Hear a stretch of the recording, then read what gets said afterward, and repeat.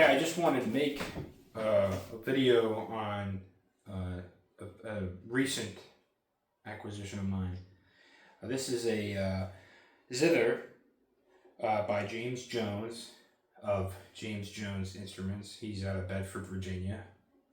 Uh, I'm not in any way affiliated with him, or this is not obviously sponsored or anything like that. I'm a big fan of his work. I have a couple instruments from him, this being one of them.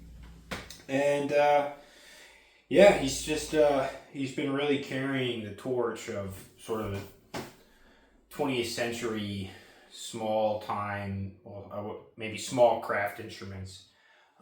Really, what I mean by that is in the 20th century, it seemed like there were a lot, like dozens of these little instrument builders. They make zithers, they make bowed psalteries, they make dulcimers, like mountain dulcimers, hammered dulcimers. Yeah, a lot of just like sort of German American instruments, and James Jones has been doing this for at least half a century, and he's still doing it. And he's one of the few guys left that's still building instruments like that, and he's still very active too with building these instruments. So I'll put a link to his website where you could purchase them below. But again, I'm not affiliated, just a big fan. So this particular instrument, it's a diatonic, which means that it just plays in a specific key. It's 2.5 octaves or so. I have it tuned in B minor.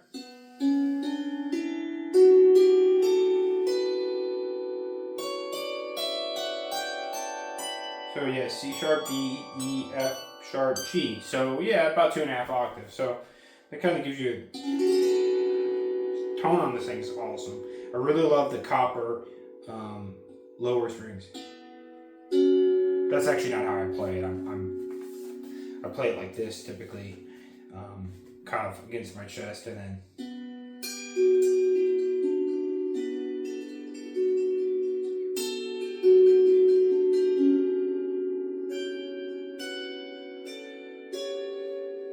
really good tone. I think the soundboard is cedar, I want to say. Sides are probably maple, and the back is mahogany. I really like the color on that. It reminds me of guitars. Mahogany, when I think of mahogany, I think of guitars. It seems to be a pretty common wood to use in the body of those instruments. And I really actually like cedar soundboards. On my other James Jones built instrument, I have cedar as well. I think it has like a very nice, it kind of reminds me of spruce a little bit, or cypress. Nice light warm tone to it. But yeah, I really like these instruments. I'm a big fan of these more simple, because I have all kinds of instruments from cello, which is like, I would not call that a simple instrument. It's a very difficult instrument, very serious instrument. I have stuff all the way from that to kind of almost more to the more accessible kinds of instruments. And I think zithers, or you can also people call them lyres, or plucked psalteries. I really don't know the difference between the three. I think they're synonymous, or they can be used interchangeably.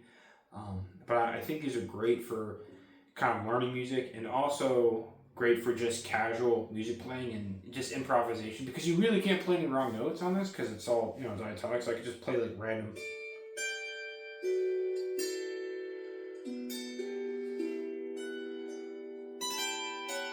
I mean, I'm just playing random stuff, and it's still kind of appealing. Yeah.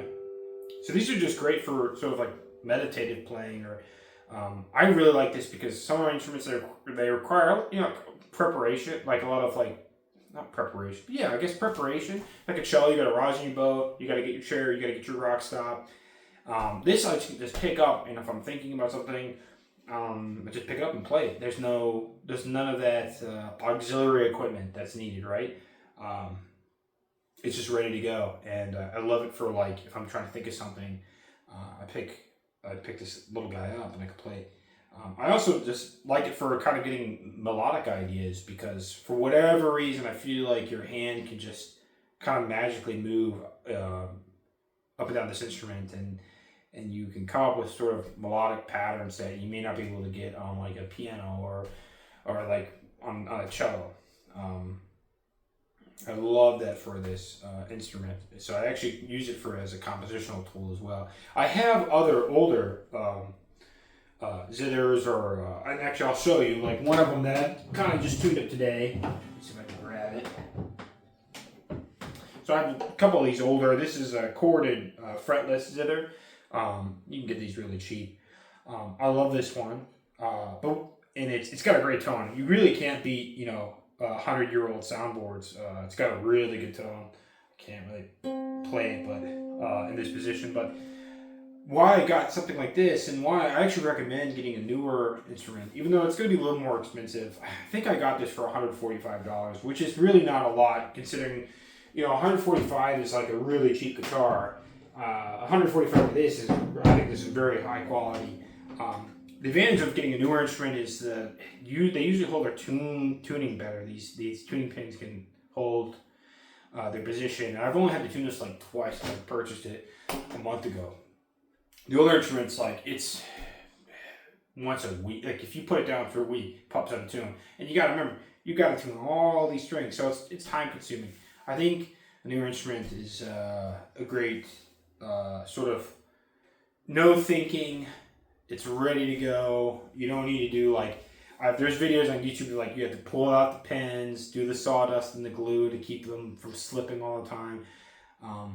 So yeah, this is the first brand new one I purchased. I'm very happy I did that, and I also just love James Jones' work, and it's good to even just have another instrument with his name attached to it. So yeah, like I said, I'll put this in the description. I'll put a link to his channel. And I think he's actually got some of these ready to go, ready for sale. This one I didn't have to call him and request one to be built. I think he had it just ready to go. So, yeah, that's it. James Jones Plex, I guess 20 string zither.